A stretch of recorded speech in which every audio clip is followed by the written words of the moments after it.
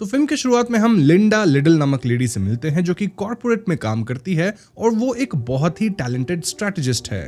लिंडा को आप कितना भी काम दे दो, वो काम को ना सिर्फ खत्म करेगी बल्कि वर्क की क्वालिटी भी एक्सेप्शनल रहेगी। इतनी टैलेंटेड होने के बावजूद लिंडा सोशली बहुत ऑकवर्ड थी, यानी कि वो स्मार्टली ड्रेस नहीं करती है, उसके बात करने का तरीका बहुत अजीब था और इन जनरल लोग उसे थोड़ा सा वियर्ड मानते थे। अब लिंडा की कंपनी में डोनोवन नामक बंदा भी था जो कि काम करने में एकदम बेकार था, लेकिन वो बातें बड़ी बड़ी बनाता था और दिखने में सोशली काफी स्मार्ट था। इनफैक्ट डोनोवन तो लिंडा की बनाई गई रिपोर्ट्स को अपना बताकर हायर अप्स की वाहवाही लेता था। इस सब के बावजूद कंपनी के बॉस को पता था कि Linda is a hard worker और वो लिंडा को प्रमोशन देने वाले थे। लेकिन दोस्तों, कंपनी के बॉस का देहांत हो जाता है, जिस कारण इस कंपनी को बॉस का बेटा चलाने लगता है और उसका नाम था ब्रैडली प्रेस्टन। ब्रैडली डोनोवन का कॉलेज टाइम से ही दोस्त था और ऐसे में ब्रैडली लिंडा वाली प्रमोशन डोनोवन को दे देता है। इनफैक्ट ब्रैडली को तो लिंडा बिल्कुल पसंद नहीं आती, एज पहले ही दिन लिंडा ब्रैडली के हाथ में अपनी टूना फिश लगा दी थी विच स्मेल्ट बैड। ब्रैडली तो लिंडा से उसकी हाइजीन को लेके कंप्लेन भी करता है, which was embarrassing for Linda. इस पॉइंट पे लिंडा को पता लगता है कि उसका प्रमोशन डोनोवन को मिल गया है और ऐसे में लिंडा ब्रैडली के ऑफिस में जाके उसे कन्फ्रंट करती है। ब्रैडली लिंडा की हिम्मत देखकर इंप्रेस होता है और वो लिंडा से कहता है कि उनकी कंपनी की मर्जर एक बैंकॉक की कंपनी से हो रही है और इसी मामले में ब्रैडली, डोनोवन, दो और एग्जीक्यूटिव्स बैंकॉक जा रहे हैं। इनफैक्ट लिंडा भी उनके साथ बैंकॉक आ सकती है। इनकी मर्जर में जो नंबर्स इशू आ रहे हैं, अगर उसे लिंडा सॉल्व कर दी तो ब्रैडली उसकी प्रमोशन के बारे में सोचेगा। ये सुनते लिंडा बैंकॉक जाने के लिए तुरंत तैयार हो जाती है। ऑल्दो हम लिंडा को अपनी कार में रोते हुए और खुद को सांत्वना देते हुए देखते हैं, क्योंकि ब्रैडली की हाइजीन वाली बात से लिंडा हर्ट हो गई थी। अब इस में दोस्तों मैं आपको कुछ एक्स्ट्रा इन्फॉर्मेशन दे देता हूं, क्योंकि ये इन्फो मूवी में आगे काम आएंगी। फॉर एग्जाम्पल, लिंडा का एक पेट है नेम्ड स्वीटी, जो कि एक कॉकटेल है।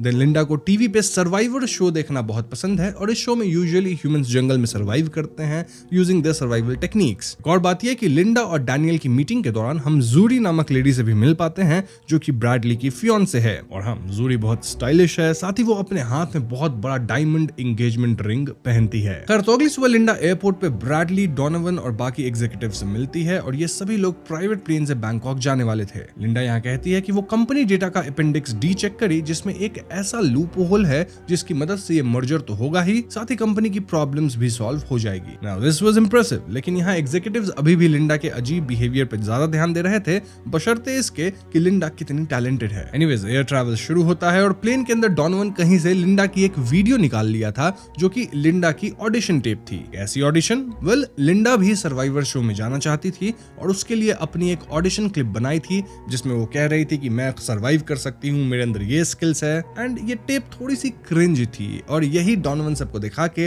लिंडा का मजाक बनाने लगता है। लिंडा इससे हर्ट होकर रोने लगती है। इनफैक्ट वो जिस अपेंडिक्स डी डॉक्यूमेंट पे काम कर रही थी उसे सेव तक नहीं करती, डोंट सेव पे क्लिक करती है। लेकिन तभी प्लेन में टर्ब्यूलेंस होता है और अगले ही क्षण ये बहुत ज्यादा बढ़ जाता है। हाल ये होता है कि प्लेन का इंजन जलने लगता है और प्लेन लिटरली टूटने लगता है। प्लेन के साइड में एक होल हो जाता है और इस सिचुएशन में लिंडा और ब्रैडली सीट बेल्ट लगाए थे और इसीलिए वो प्लेन के होल द्वारा सक इन नहीं होते, मतलब बाहर नहीं निकलते। बाकी सभी प्लेन के बाहर खिंच के समाप्त हो जाते हैं, लेकिन डोनोवन समहाउ लिंडा का हाथ पकड़ के बचता है। इस पॉइंट पे डोनोवन लिंडा का ही गला घोटने लगता है ताकि वो उसकी सीट पे बैठ जाए विद सीट बेल्ट। मतलब वो लिंडा को खत्म करके अपने आप को बचाना चाहता था। लेकिन दोस्तों, लिंडा एक फोक से डोनोवन पे हमला करती है और डोनोवन भी बाहर खिंचकर समाप्त हो जाता है। इस पॉइंट पे प्लेन समुद्र में क्रैश लैंड करती है और लिंडा डूबने लगती है। वो किसी तरह अपनी सर्वाइवल स्किल्स का इस्तेमाल करके खुद को फ्री करती है, लेकिन बीच समुद्र में बचना बहुत ज्यादा कठिन था। लिंडा यहाँ एयर हॉस्टेस वगैरह को खत्म भी पाती है, जो कि अब भी अपनी सीट से ही स्टक थी।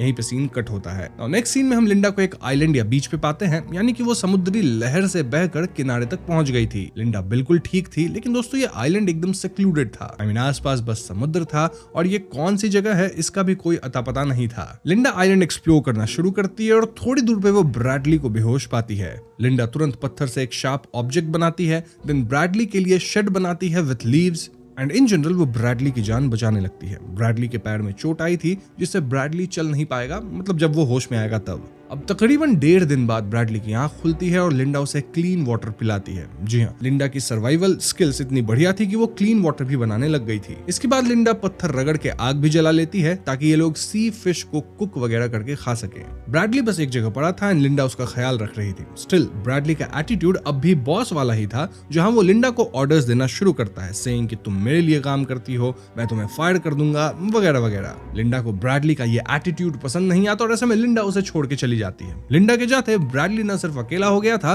बल्कि वो ना तो चल सकता था, ना ही उसमें किसी तरह की सर्वाइवल स्किल थी। ऐसे में ब्रैडली भूखे प्यासे तड़पने लगता है और ऐसा प्रतीत होता है मानो ब्रैडली खत्म हो जाएगा। लेकिन तकरीबन 1.5-2 दिन बाद लिंडा वापस आके ब्रैडली को साफ पानी पिलाती है। इस पॉइंट तक ब्रैडली समझ गया था कि अगर उसे सर्वाइव करना है तो उसे लिंडा की बात सुननी ही पड़ेगी। एनीवेज, आगे लिंडा एक नुकीला भाला बनाती है और इसकी मदद से वो आइलैंड के जंगल में जंगली सुअर को समहाउ हंट कर लेती है। देन लिंडा उसे पकाती है और उसके साथ ब्रैडली और लिंडा अच्छा खासा खाना खा पाते हैं। लिंडा को देख के ऐसा लग रहा था मानो वो इस सर्वाइवल लाइफ को एकदम एंजॉय कर रही है। वहीं ब्रैडली पूरी तरह से परेशान था। ऑल्दो यहाँ ब्रैडली और लिंडा कहीं ना कहीं फ्रेंडली तो हो गए थे। अब अगली सुबह लिंडा बेरीज फ्रूट्स वगैरह कलेक्ट करने आइलैंड के जंगल में जाती है और यहाँ उसे एक फ्रेश वाटर वाला वाटरफॉल दिखता है। लिंडा खुशी में नहाती है और तभी वो समुद्र में एक मोटर बोट देखती है जिस पे कुछ लोग थे। लिंडा एक बार को तो चिल्ला के हेल्प मांगती है, लेकिन अगले ही क्षण वो रुक जाती है, एज इफ वो अपनी रियल दुनिया में जाना ही नहीं चाहती हो, रादर यहीं आइलैंड पे रहना चाहती है। इसके बाद हम लिंडा को वापस ब्रैडली के पास आते देखते हैं, जहां वो ब्रैडली को खाने पीने के लिए आइटम्स देती है। ऑल्दो वो ब्रैडली को उस बोट के बारे में कुछ नहीं बताती। ब्रैडली कहता है कि इन्हें आइलैंड पे फंसे 2 वीक्स हो चुके हैं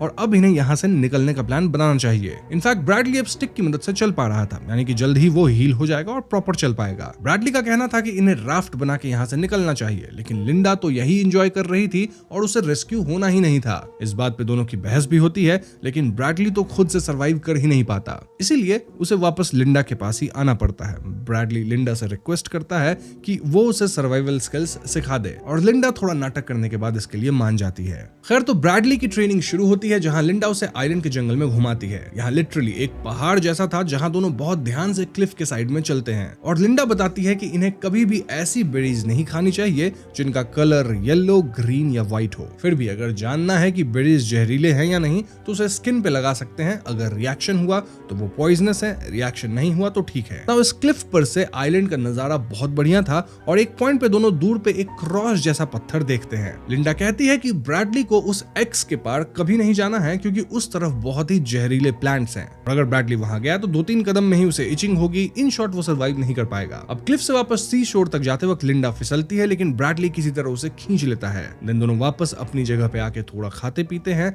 और लिंडा रिवील करती है कि वो फ्रूट्स वगैरह से वाइन भी बना रही है। बस फिर क्या था, मुसरा दोनों वाइन पीते हैं और यहाँ दोनों एक दूसरे को अपनी लाइफ के बारे में काफी कुछ बताते हैं। फॉर एग्जाम्पल, ब्रैडली कभी अपने पिता से क्लोज नहीं था और उसे मोस्टली उसकी माँ ही पाली है। इनफैक्ट ब्रैडली की माँ बहुत ज्यादा मीन या कठोर दिल की थी और इस पालन पोषण के कारण ब्रैडली शायद आज ऐसा है। लिंडा इस पे कहती है कि monsters are not born, they are created. और दोस्तों, इस लाइन को आप याद रखिएगा। एनीवेज, यहाँ लिंडा भी अपनी लाइफ के बारे में थोड़ा रिवील करती है। वो बताती है कि उसका एक पति हुआ करता था जो कि अब इस दुनिया में नहीं है। लिंडा का हस्बैंड बहुत अब्यूजिव था और वो दारू पी के लिंडा पे हाथ उठाता था। इनिशियली वो ऐसा नहीं था, लेकिन समय के साथ वो बदल गया और लिंडा हमेशा होप करती थी कि उसका पति वापस से पहले जैसा केयरिंग हो जाए। लिंडा बताती है कि उसका पति एक कार एक्सीडेंट में खत्म हुआ और वो ये भी रिवील करती है कि जब भी उसका हस्बैंड बहुत पी लेता था तो लिंडा उसके कार की चाबी छिपा देती थी ताकि वो पी के ड्राइव ना करे। लेकिन एक रात पति पी के बहुत नाटक करता है, इतना कि लिंडा तंग आके उसकी कार की चाबी टेबल पे रख देती है। इनफैक्ट लिंडा उसे एक एक्स्ट्रा ड्रिंक पिलाती है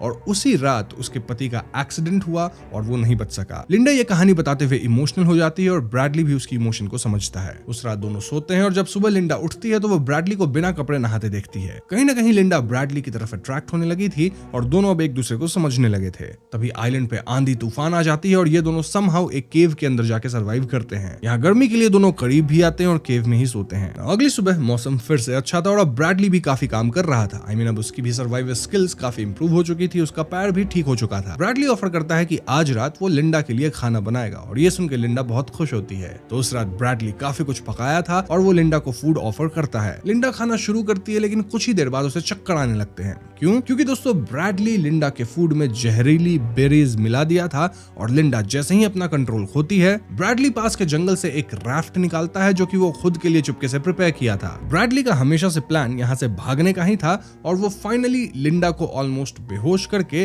राफ्ट लेके भागता है। ब्रैडली राफ्ट पे फूड सप्लाईज भी रखा था एंड देन वो समुद्र में निकल पड़ता है। लेकिन दोस्तों जब बात सर्वाइवल की है तो ब्रैडली अब भी नूब ही था और ऐसे में उसका बनाया हुआ राफ्ट बिखरने लगता है। देखते ही देखते उसका राफ्ट टूट जाता है और ब्रैडली डूबने लगता है। डूबते वक्त ब्रैडली को विजन आता है कि उसकी फियांसे जूरी उस पे उल्टी कर रही है, लेकिन असल में दोस्तों लिंडा यहाँ ब्रैडली को डूबने से बचा ली थी और वही ब्रैडली पे उल्टी कर रही थी। अब लिंडा खुद कैसे बच गई, वेल वो आपको तुरंत आगे पता चल जाएगा। फॉर नाउ ब्रैडली अपना होश खो चुका था और जब उसे होश आता है तो वो अपने सामने लिंडा को पाता है। लिंडा बताती है कि ब्रैडली जितने जहरीले बेरीज डाला था इन लिंडास फूड वो मात्रा काफी कम थी, यानी कि उससे इंसान खत्म नहीं होगा, रादर बस बहुत प्रॉब्लमेटिक स्टेट में जाएगा। लिंडा के पास इतना वक्त था कि वो खुद से उल्टी करके अपनी जान बचा ली और फिर ब्रैडली को भी डूबने से बचाई। ब्रैडली यहाँ रोते हुए कहने लगता है कि मैं तुम्हें खत्म नहीं करना चाहता था, बस बेहोश करके भागना चाहता था। लिंडा ब्रैडली को सांत्वना देते हुए खाने के लिए कुछ ऑक्टोपस देती है और जैसे ही ब्रैडली इसे खाता है वो एकदम से पैरालिसिस स्टेट में चला जाता है। जी हाँ दोस्तों, लिंडा ब्रैडली को सबक सिखाने के लिए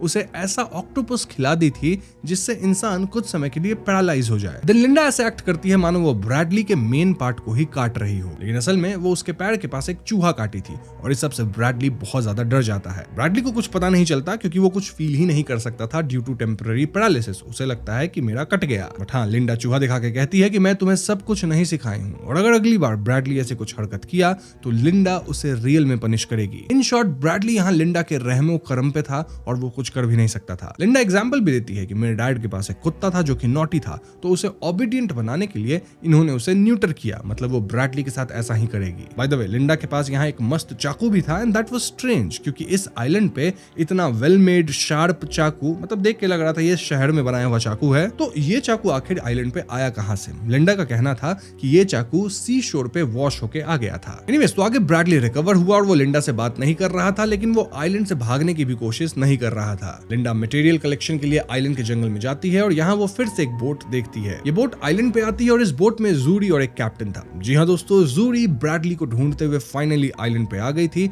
और वो लिंडा से मिल भी जाती है। लिंडा जूरी को देख के खुश नहीं थी, लेकिन वो कहती है कि ब्रैडली भी जिंदा है। इनफैक्ट लिंडा यहाँ जूरी और कैप्टन को ब्रैडली के पास ले जाने लगती है। तीनों पहाड़ वाले क्लिफ के पतले रास्ते से जाने लगते हैं और लिंडा जूते का फीता बांधने के बहाने इन दोनों को आगे जाने कहती है। आगे का पत्थर लूज था और वहां जाते ही पत्थर टूटता है और जूरी क्लिफ से फिसल जाती है, लेकिन कैप्टन जूरी को पकड़ के उसे ऊपर खींचने लगता है। यहाँ लिंडा इन दोनों को गिराने का सोचती है, लेकिन हम व्यूअर्स को दिखाया नहीं जाता कि लिंडा क्या करी। ऑल्दो अगले ही सीन में हम लिंडा को वापस ब्रैडली के पास देखते हैं जहाँ लिंडा अकेली थी, यानी जूरी और कैप्टन उधर ही निपट गए और लिंडा ब्रैडली को इस बारे में कुछ नहीं बताती। वैसे ब्रैडली नोटिस कर लेता है कि लिंडा थोड़ा शांत शांत थी, एज इफ वो कुछ रिग्रेट कर रही हो। उस रात लिंडा को एक विजन भी आता है जहाँ जूरी पानी से रेंगते हुए निकल रही थी और जूरी ये भी कहती है कि लिंडा उसे खत्म कर दी और अब वो ब्रैडली को लिंडा की सच्चाई बता देगी एंड ऑल। लिंडा रोते हुए नो कहती है, लेकिन अगले ही क्षण वो समझ जाती है कि ये दृश्य उसके मन में एक वहम था। दिस डिपिक्ट्स कि लिंडा वाकई में जूरी और कैप्टन को क्लिफ से गिरा दी होगी और अब वो इस बात को रिग्रेट कर रही है। खैर अगले दिन हम ब्रैडली को देखते हैं जो कि एक वाइल्ड बोर को भाला लेके हंट करने की कोशिश में था। अब ये बोर तो भाग जाता है, लेकिन वहां ब्रैडली को एक इंसान का हाथ रेत में दफन दिखता है। ब्रैडली इस हाथ में जूरी का वो बड़ी डायमंड रिंग देख लेता है, यानी कि दोस्तों जूरी इसी रेत में एक्चुअली दफन थी। ये देख ब्रैडली समझ जाता है कि जूरी उसे रेस्क्यू करने आई थी और हो न हो लिंडा ही जूरी को खत्म करी है। ब्रैडली बहुत रोता है एंड देन वो फाइनली लिंडा के पास दौड़ते हुए जाता है और उसे कन्फ्रंट करता है। लिंडा कहती है कि वो इस बारे में कुछ नहीं जानती, लेकिन ब्रैडली उसे जूरी वाली रिंग दिखाता है। इस बात पे दोनों झगड़ने लगते हैं एंड लिंडा वाज लाइक ये सब बस एक एक्सीडेंट था, लेकिन ब्रैडली कहता है कि तुम अपने पति को भी निपटाई थी। उसका भले कार एक्सीडेंट हुआ हो, लेकिन उस एक्सीडेंट को प्लान तुम ही करी थी। इसके बाद ब्रैडली अपने पास से चाकू निकालता है, वही नुकीला चाकू जो कि हम इससे पहले लिंडा के पास देखे थे। ब्रैडली लिंडा को चेज करता है और दोनों के बीच जंगल में लुका छिपी, हाथापाई सब कुछ होता है। But as expected Linda was more experienced और वो ब्रैडली पे हावी होने लगती है। वो ब्रैडली का मांस दांत से काट लेती है, डायमंड रिंग को घोंट जाती है एक साइको की तरह और बदले में ब्रैडली लिंडा की एक आंख पूरी तरह जख्मी कर देता है। लिंडा ब्रैडली को उसी चाकू से जख्मी भी कर देती है और ऐसे में ब्रैडली फाइनली भागता है। भागते हुए वो फाइनली उस पत्थर तक पहुंचता है जो कि एक्स बनाता था और इस पत्थर के उस पार जाना मतलब अपनी जान से खेलना। ब्रैडली इस पे ध्यान नहीं देता, रादर वो भागते हुए आगे बढ़ता है एंड सरप्राइजिंगली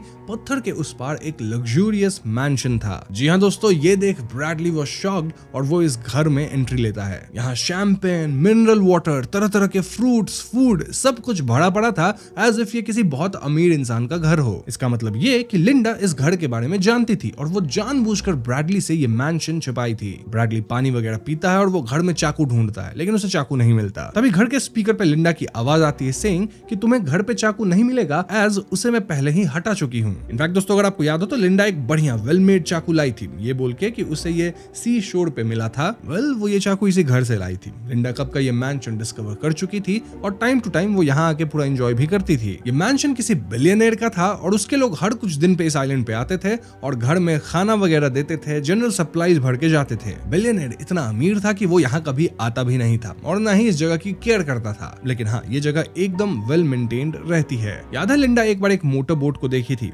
उसी मोटर बोट का पीछा करके लिंडा इस मैंशन तक पहुंची थी। इनफैक्ट वो छुप के देख के एंट्री का पासवर्ड तक नोट कर ली थी। फिलहाल लिंडा इस घर के कंट्रोल रूम में थी और वहां से वो ना सिर्फ ब्रैडली पे नजर रख रही थी बल्कि माइक और स्पीकर्स के थ्रू बोल भी रही थी। ब्रैडली तुरंत सीसीटीवी कैमरा को या तो ब्रेक करता है या फिर कवर करने लगता है। लिंडा स्पीकर पे बोल रही होती है कि वो जब ब्रैडली के साथ आइलैंड पे अकेली थी तब सब कुछ एकदम परफेक्ट था, दोनों एक अच्छी लाइफ जी रहे थे, लेकिन जूरी आके सब कुछ बर्बाद कर दी और इसीलिए लिंडा कैप्टन के सर पे पत्थर मार के उसे और जूरी को क्लिफ से गिरा के निपटा दी। एक पॉइंट पे लिंडा ब्रैडली के सामने आती है और उसके हाथ में एक शॉटगन था जो कि ऑफ कोर्स इसी घर में मिला होगा। ब्रैडली रोने का नाटक करता है एंड कहता है कि मैं ही गलत था, I am a bad person, तुम मुझे सर्वाइव करना सिखाई लेकिन मैंने तुम्हें धोखा दिया। ब्रैडली लिंडा से आई लव यू तक कह देता है और यही आइलैंड पे हमेशा रहने की बात करता है। इस मोमेंट में लिंडा थोड़ा इमोशनली वीक होती है और दोनों हंसने लगते हैं। तभी ब्रैडली मौके का फायदा उठाकर एक नुकीली औजार से लिंडा पे अटैक करता है जिससे शॉटगन लिंडा के हाथ से गिर जाता है। ये नुकीला औजार असल में एक एनिमल स्टैचू का हॉर्न था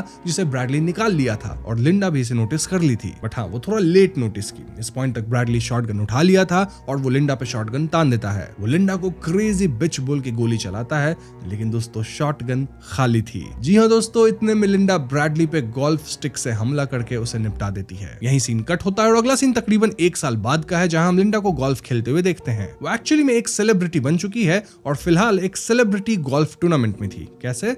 वो इस आइलैंड से रेस्क्यू हुई और अपने उस एक्सपीरियंस पे एक किताब लिख दी जो कि बहुत ज्यादा चल गई। लिंडा किताब में ऐसा लिखी कि वो अकेले सरवाइव करी और अब दोस्तों वो पहली जैसी केयरलेस नहीं रही, रादर एकदम पॉश दिखने लग गई है। लिंडा मीडिया के सामने ऐसे एक्ट करती है एज इफ वो अपने कलीग्स को बहुत मिस करती है। And then Linda was like कि मैं एक सेल्फ हेल्प बुक भी लिख रही हूँ। हम ये भी जान पाते हैं कि लिंडा की सर्वाइवल स्टोरी पे एक मूवी भी बनने वाली है। अब इस फिल्म के एंड में लिंडा अपने पेट कॉकटेल स्वीटी के साथ गाड़ी चलाते हुए जा रही है और ब्लॉन्डी का वन वे और अनदर गाते हुए एंजॉय कर रही है। इसी पॉइंट पे मूवी खत्म हो जाती है। तो दोस्तों ये थी सेंड हेल्प फिल्म की कहानी और अब हम इस फिल्म से जुड़े कुछ थियरीज पे बातें करेंगे। सबसे पहले बात करते हैं लिंडा लिडल की, जिसका कैरेक्टर फिल्म की शुरुआत में एक टैलेंटेड मगर सोशली ऑकवर्ड इकोनॉमिक स्ट्रेटेजिस्ट के रूप में दिखाया गया है। वो प्रेस्टन स्ट्रेटेजिक सॉल्यूशंस में काम करती है और उसकी रिपोर्ट्स की क्वालिटी हमेशा एक्सेप्शनल होती है, लेकिन उसकी पर्सनालिटी ऐसी है कि लोग उसे ऑफिस वियर्डो समझते हैं। लिंडा का ट्रांजिशन एक बेचारी एम्प्लॉय से एक रूथलेस प्रेडेटर तक होना फिल्म का सबसे बड़ा हाईलाइट है। अब लिंडा की पर्सनालिटी के पीछे उसका दर्दनाक पास्ट छिपा हुआ है जो फिल्म के बीच में एक रेवलेशन की तरह आता है। लिंडा ने ब्रैडली को बताया कि उसका पति बहुत अब्यूजिव था और दारू पीकर उस पे हाथ उठाता था। लिंडा ने सालों तक अब्यूज झेला और वो हमेशा उम्मीद करती रही कि उसका पति बदल जाएगा, लेकिन एक रात उसने कुछ ऐसा किया जिसे मर्डर बाय इनएक्शन कहा जा सकता है। जब उसका पति नशे में धुत था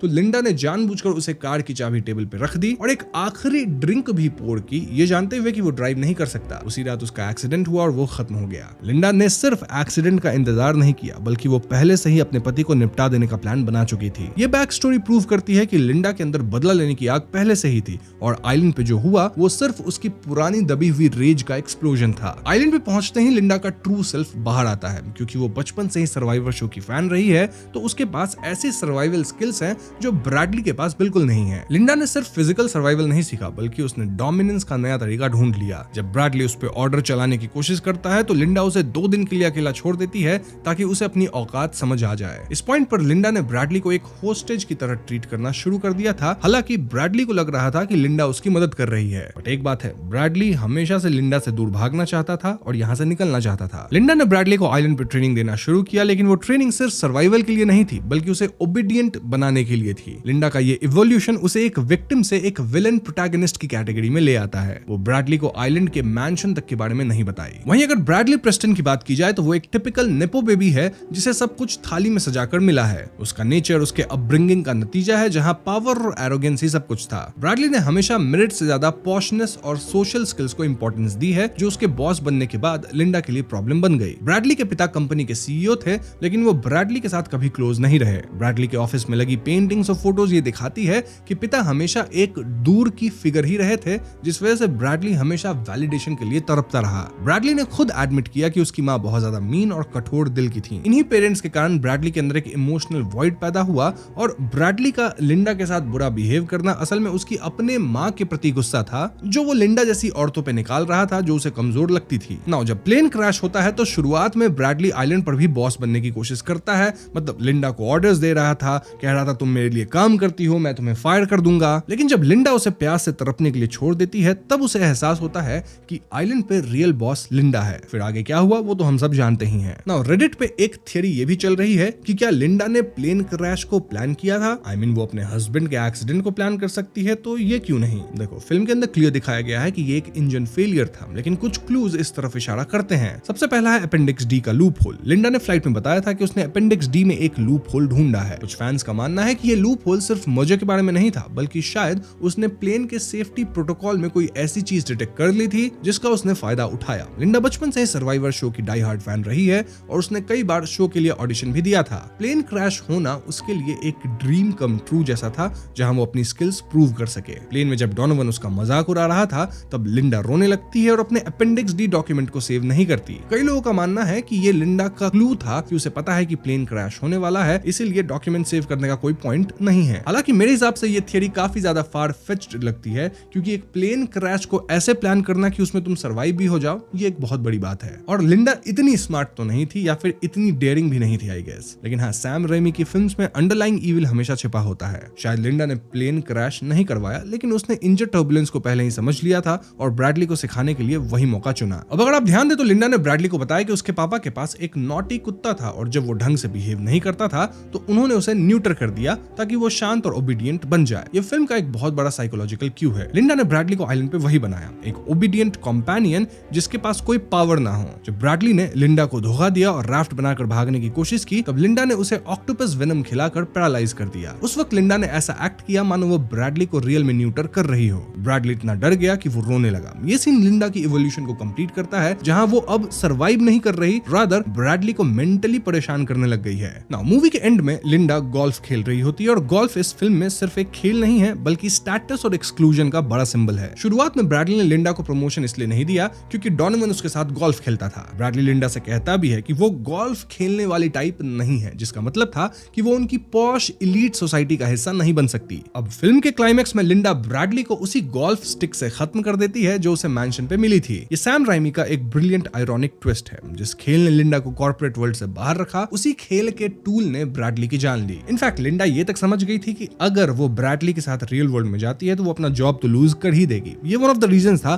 कि लिंडा रियल वर्ल्ड में नहीं जाना चाहती थी। लेकिन जब ब्रैडली खत्म हो गया तो हम देखे ही कि लिंडा वापस चली गई। एंडिंग में जब हम लिंडा को एक सेलिब्रिटी गोल्फ टूर्नामेंट पे देखते हैं तो ये साफ हो जाता है कि उसने ब्रैडली की सारी पॉशनेस और उसका स्टेटस छीन लिया है। लिंडा अब वही इलीट लाइफस्टाइल एंजॉय कर रही है, लेकिन उसने वहां तक पहुंचने के लिए खून बहाया है। कई लोग इसे the birth of A psychopath कहते हैं क्योंकि लिंडा ने ब्रैडली की आइडेंटिटी को पूरी तरह से एब्जॉर्ब कर लिया है। इनफैक्ट इसके लिए वो जूरी और कैप्टन तक को निपटा दी, जो कि उसे एक कंप्लीट साइकोपैथ बना देता है। नो टेलिंग कि आगे लिंडा दोबारा ऐसा कर सकती है फॉर हर बेनिफिट्स। फिल्म के एंड में लिंडा ब्लॉन्डी का गाना वन वे और अनदर गाती है, जहां वो अपनी लग्जरी कार में ड्राइव कर रही होती है। इस गाने के लिरिक्स एक स्टॉकर के बारे में है जिसके इंटेंशंस इविल होते हैं, लेकिन म्यूजिक कैची है। ये सॉन्ग चॉइस लिंडा के कैरेक्टर को परफेक्टली डिफाइन करता है। उसने वन वे और अनदर, मतलब चाहे मेहनत से या कत्ल से, वो सब कुछ पा लिया जो वो चाहती थी, सक्सेस, वेल्थ और फेम। इनफैक्ट वो अपनी सर्वाइवल वाली लाइफ भी कहीं ना कहीं जी ली। वो अब पहले जैसी माइस नहीं रही, वो एक सेलिब्रिटी ऑथर है जो अपनी झूठी सर्वाइवल स्टोरी बेच रही है। उसका पेट कॉकेटेल स्वीटी उसके साथ है, जो ये सिंबलाइज करता है कि वो अब भी हमेशा कंट्रोल में रहना चाहती है। लिंडा एंड तक मॉन्स्टर बन चुकी है और फिल्म में भी वो बोली थी कि मॉन्स्टर्स आर नॉट बोर्न,